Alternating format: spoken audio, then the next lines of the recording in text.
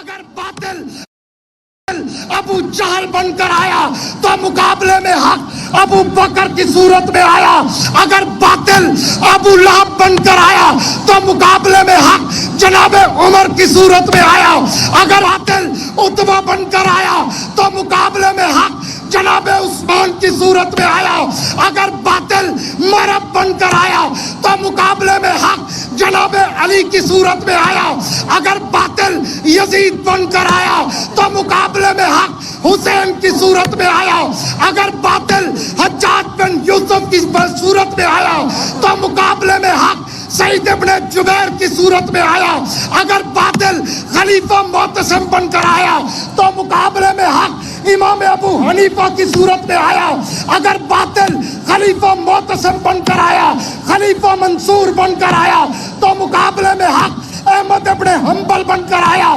اگر باطل نظام الملک بن کر آیا تو مقابلے میں حق امام غزالی کی صورت میں آیا. اگر باطل فتنہ تاتار بن کر آیا تو مقابلے میں حق ابن تیمیہ کی صورت میں آیا. اگر باطل مرزا قادیانی بن کر آیا تو مقابلے میں حق عطا اللہ شاہ بخاری بن کر آیا. اگر باطل مرزا ناصر بن کر آیا تو مقابلے میں حق مولانا مفتی محمود بن کر آیا.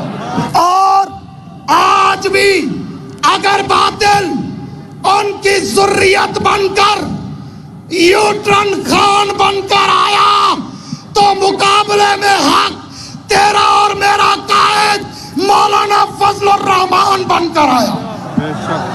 آیا یا نہیں آیا؟ مقابلہ کرنے کا حق ادا کیا یا نہیں کیا؟ پوچھو آج زلفوں والی سرکار مسٹر بیکار سے. صدقے جاواں پر ہاتھ نہ لاواں, ہاتھ لاواں تے پھڑیا جاواں میں کدھر جاواں. کہتے ہیں جی یہ چھوکرا ہے ایسی میدان ہے, اے چھوار ساڈا کیا کرے سی. میں آگدا یہ چھورا تھاری نیندے حرام کرا گا.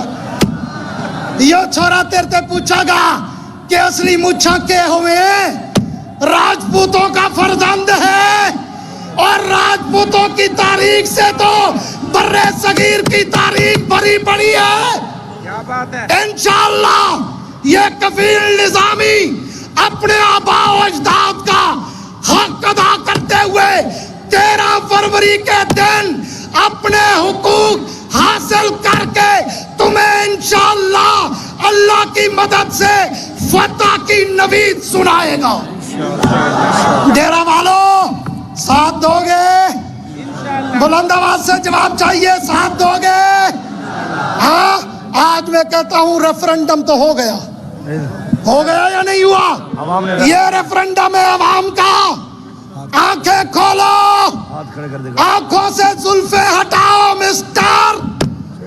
دیکھو میرے قائد کی قوت, وہ قائد جنہوں نے ان کو زبان دی ہے.